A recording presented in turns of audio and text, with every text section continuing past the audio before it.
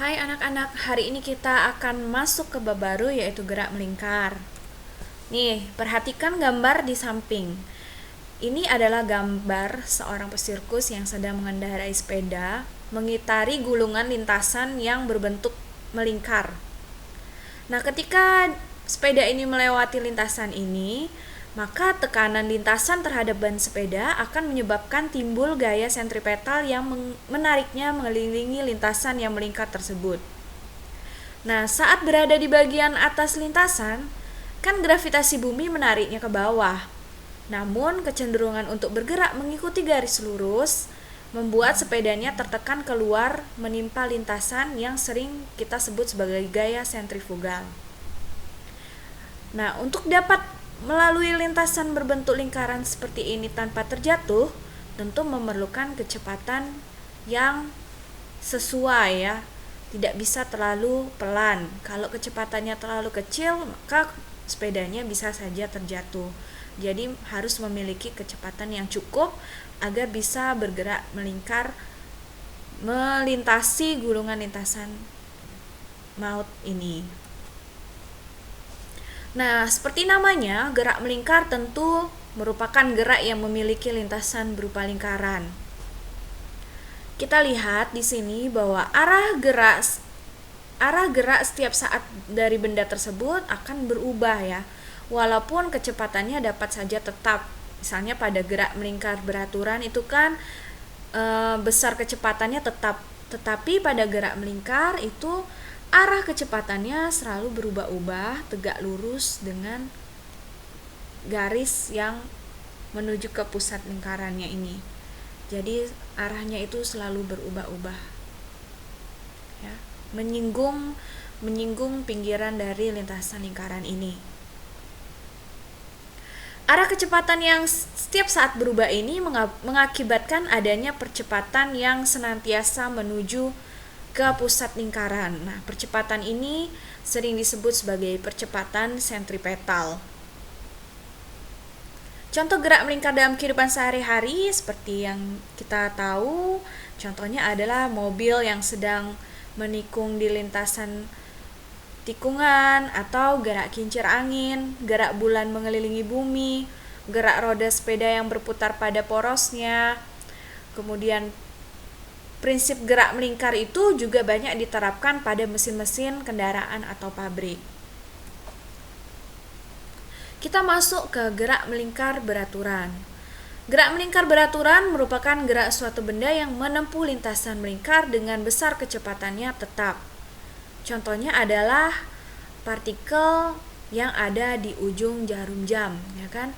Jarum jam itu kan gerak melingkarnya itu kecepatan melingkarnya itu atau kecepatan sudutnya itu selalu tetap ya. Tidak semakin dipercepat atau diperlambat. Tapi arah partikel yang ada di ujung jarum jam tersebut akan senantiasa berubah.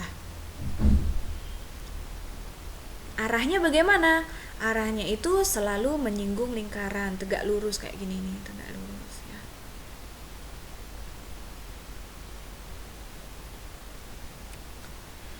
Kemudian saat gerak tersebut merupakan gerak melingkar beraturan, maka akan ada periode dan frekuensi yang dibutuhkan untuk melakukan satu putaran ya. Misalnya ini ya, periode. Periode adalah waktu yang dibutuhkan suatu benda yang bergerak melingkar untuk melakukan satu putaran penuh. Periode itu diberi satuan sekon ya, karena periode adalah waktu yang dibutuhkan untuk menempuh satu putaran. Rumusnya adalah T/N. Sedangkan frekuensi merupakan jumlah putaran yang ditempuh oleh suatu benda yang bergerak melingkar dalam selang waktu 1 sekon ya. Jadi kebalikannya, kalau frekuensi itu adalah jumlah putaran setiap detiknya, sedangkan periode adalah waktu yang diperlukan untuk menempuh satu putaran. Sehingga hubungan keduanya adalah T itu sama dengan 1 per frekuensi, dan frekuensi itu adalah 1 per periode. Kemudian besaran berikutnya adalah kecepatan linier ya. Kecepatan linier atau kecepatan bergerak lurusnya gitu. Pada satu putaran, benda telah menempuh lintasan linier sepanjang satu keliling lingkaran ya. Dengan R adalah jarak benda dengan pusat lingkaran atau jari-jari. Kemudian kecepatan linier itu merupakan hasil bagi dari panjang lintasan yang ditempuh benda dengan selang waktu tempuhnya. Karena panjang lintasan yang ditempuh benda dalam satu putaran adalah keliling lingkaran, sedangkan waktu yang diperlukan untuk menempuh satu putaran adalah periode, maka rumus kecepatan linier adalah sama dengan 2πr per T. Nah, atau karena T tadi hubungannya adalah 1/f, maka persamaannya bisa ditulis juga menjadi 2πrf. Kemudian kecepatan sudut. Nah, kalau kecepatan linier tadi yang ini loh, yang ini adalah kecepatan linier ya, kecepatan gerak lurusnya. Sedangkan kecepatan putarannya adalah omega atau kita sebut sebagai kecepatan sudut atau kecepatan angular. Sebelum mempelajari tentang kecepatan sudut, kalian pahami dulu tentang radian. Radian adalah satuan dari perpindahan sudut atau sudut ya. Satuan SI-nya itu adalah radian, satuan SI dari perpindahan sudut. Nilai radian adalah perbandingan antara jarak linier yang ditempuh benda dengan jari-jari lingkaran. Nah, dari situ diperoleh bahwa 2π radian itu sama dengan satu putaran atau 360 derajat. Sehingga satu radian adalah sekitar 57,3 derajat. Ini contoh cara mengubah satuan dari derajat menjadi radian. Misalnya perpindahan sudut pada gerak melingkar adalah 120 derajat. Maka untuk mengubahnya menjadi radian, kita kalikan dengan 2π radian per 360 derajat, karena 2π radian itu kan sama dengan 360 derajat, berarti dikali aja 2π per 360 derajat. Dicoret ini dengan ini menjadi 2/3 π radian. Jadi 120 derajat itu sama dengan 2/3 π radian. Kemudian contoh perpindahan sudut pada gerak melingkar adalah 2/3 putaran. Nah, 2/3 putaran itu berapa derajat? Kita cari dulu ya, diubah dulu menjadi derajat, dikali 360 derajat, yaitu hasilnya 240 derajat. Kemudian diubah menjadi radian dengan cara mengalikannya dengan 2π per 360 derajat. Hasilnya adalah ini dicoret dulu dengan ini 2, ini 3, menjadi 4/3 π radian.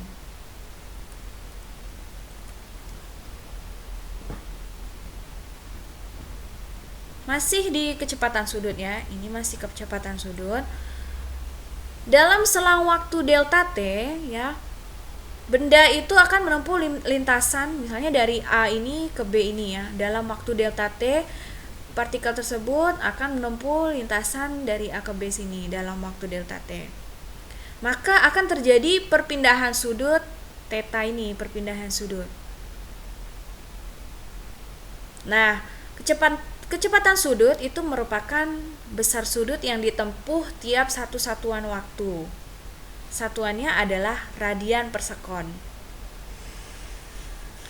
Selain itu, satuan lain yang sering digunakan untuk kecepatan sudut adalah RPM atau rotation per menit.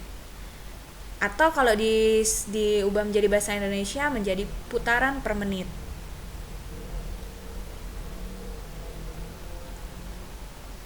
Karena selang waktu untuk menempuh satu putaran itu adalah T, dan dalam satu putaran sudut yang ditempuh benda adalah 360 derajat atau 2π, maka persamaan kecepatan sudutnya adalah omega sama dengan 2π per T ya. Ini adalah perpindahan sudut dibagi waktunya. Atau karena hubungan T tadi adalah 1/f, maka omega itu bisa juga rumusnya menjadi 2πf.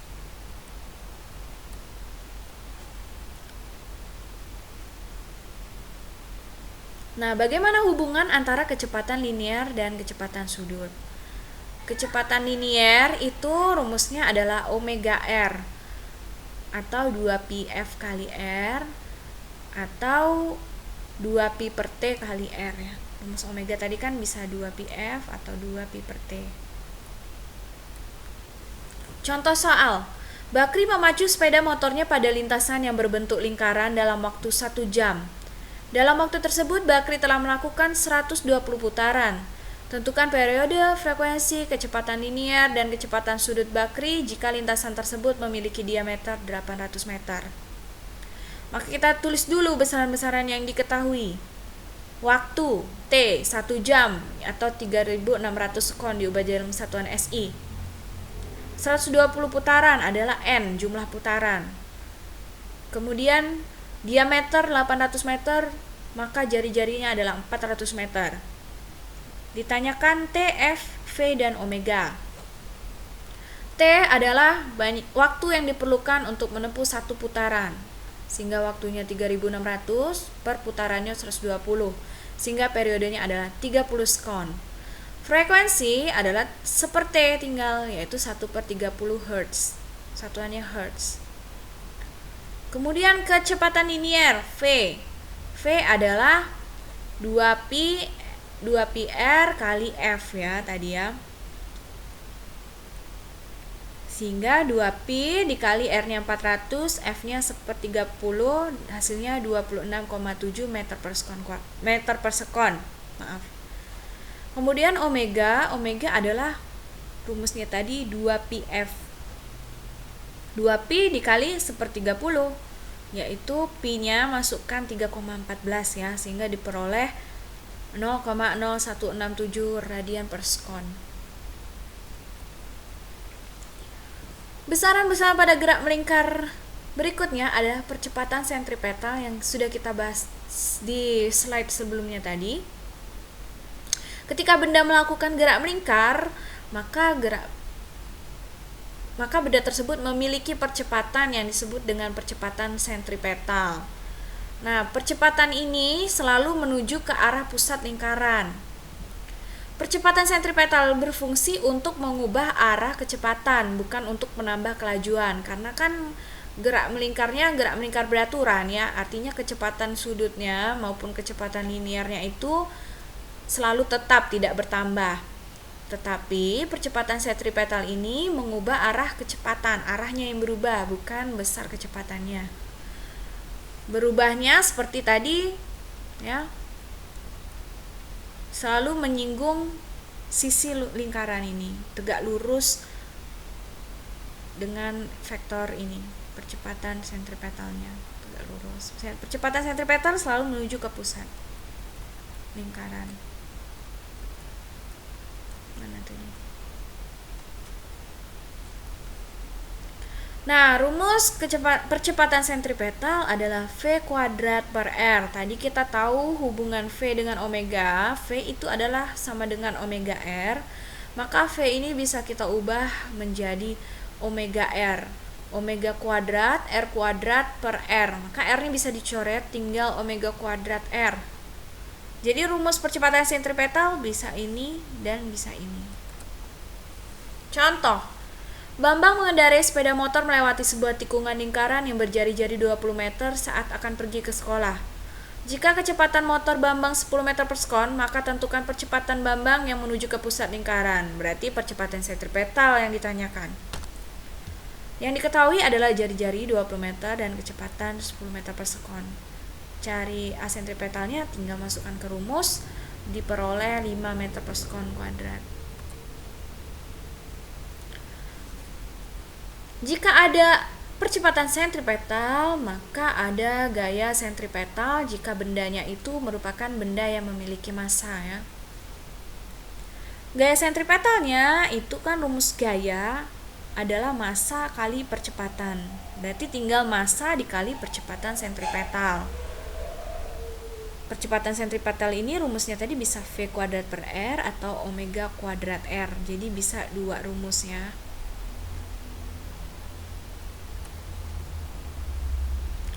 Rumus gerak melingkar beraturan. Rumus gerak melingkar beraturan ini mirip dengan rumus gerak lurus beraturan, hanya besaran-besarannya saja yang diubah.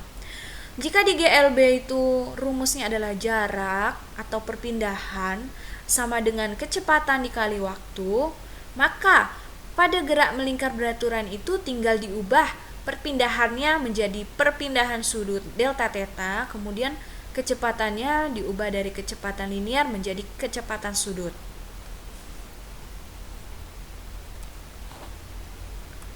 Begitu juga dengan gerak melingkar berubah beraturan ya. Kalau gerak melingkar berubah beraturan, itu kecepatan sudutnya dan kecepatan linearnya itu berubah secara tetap ya. Berubah dengan percepatan tetap. Nah, rumusnya itu mirip-mirip juga dengan rumus dari gerak lurus berubah beraturan. Ada 3 rumus GLBB kemarin yang sudah kita pelajari adalah V sama dengan V0 tambah AT. Nah, kecepatannya diubah jadi kecepatan sudut, kecepatan awal diubah menjadi kecepatan sudut awal, percepatan diubah menjadi percepatan sudut, kemudian waktunya tetap. Begitu juga dengan rumus-rumus di bawahnya ya. Kecepatan, pokoknya kecepatan diubah menjadi kecepatan sudut, kemudian kecepatan awal diubah menjadi kecepatan sudut awal, percepatan diubah menjadi percepatan sudut, dan perpindahan diubah menjadi perpindahan sudut. Rumusnya sama. Contoh, sebuah roda mula-mula dalam keadaan diam, lalu 10 detik kemudian berputar dengan kecepatan sudut 20 radian per sekon. Hitunglah besar percepatan sudut roda tersebut. Nah, yang diketahui itu adalah omega 0 maksud Ibu. Omega 0-nya 0 karena dari keadaan diam. Kemudian omega akhirnya adalah 20 radian per sekon, T-nya itu 10 detik. Kita disuruh cari alfa. Maka kita gunakan rumus pertama ya. Omega sama dengan omega 0 ditambah alfa T. Masukkan angkanya, diperoleh alfanya 2 radian per sekon kuadrat.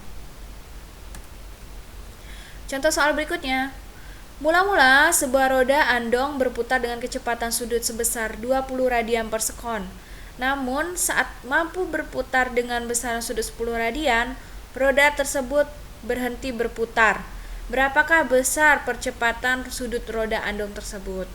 Jadi terjadi pengurangan kecepatan sudut ya, dari 20 radian per sekon menjadi berhenti kan, berhenti itu 0. Berarti diketahui kecepatan sudut awalnya atau omega 0-nya adalah 20 radian per sekon. Kecepatan sudut akhirnya adalah 0 karena berhenti. Kemudian ini adalah berputar dengan besaran sudut atau perpindahan sudut ya, 10 radian, tetanya 10. Kita disuruh cari percepatan sudut alfa. Tinggal masukkan aja ke rumus ini besaran-besaran atau angka-angka yang sudah diketahui, masukkan sehingga kita peroleh percepatan sudutnya adalah min 20 radian per sekon kuadrat. Diperoleh negatif itu karena dia mengalami perlambatan sudut. Oke, sekian materi tentang gerak melingkar beraturan. Semoga kalian bisa memahami apa yang Ibu jelaskan. Jika belum, maka kalian bisa bertanya langsung pada Ibu melalui jejaring sosial maupun WA. Semoga kalian tetap sehat dan tetap semangat mengikuti pembelajaran. Jangan lupa keep the spirit high.